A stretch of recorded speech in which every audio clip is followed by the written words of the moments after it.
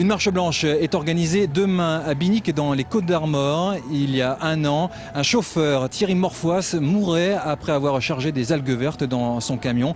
Un décès que sa famille et des associations attribuent aux émanations toxiques des algues en putréfaction. Un rappel des faits avec Gilles Le Morvan.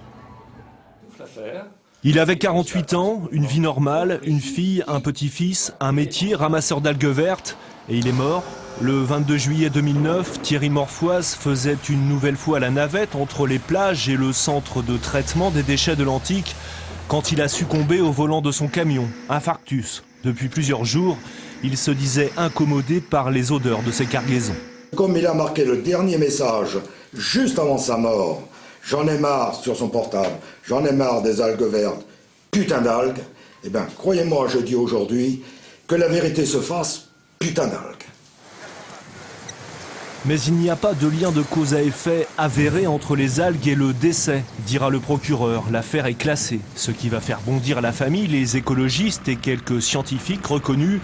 Selon eux, les algues en décomposition dégagent de l'hydrogène sulfuré et des examens pratiqués sur la victime le prouvent. L'inhalation de ce gaz toxique n'est pas étrangère à l'infarctus. Algues vertes synonyme de poison, une thèse déjà évoquée pour d'autres accidents, une thèse que vient aujourd'hui étayer un nouveau rapport scientifique publié mi-juillet. À petite concentration, c'est un effet irritant, notamment sur les yeux, sur les voies respiratoires.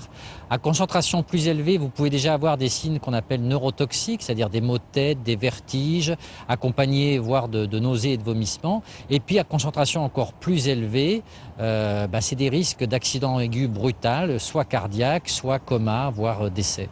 Pour son rapport, l'ANSES avait été mandaté par le gouvernement. Depuis un an, le dossier algues vertes a dépassé le seul cadre environnemental pour devenir un enjeu national de santé publique. Et si la mort suspecte de Thierry Morfois y est sans doute pour quelque chose, sa famille espère surtout que la justice fera un jour toute la lumière sur les causes du décès. Elle a déposé plainte contre X pour homicide involontaire au printemps. Un an après le drame, son comité de soutien appelle donc à une marche silencieuse à Binic.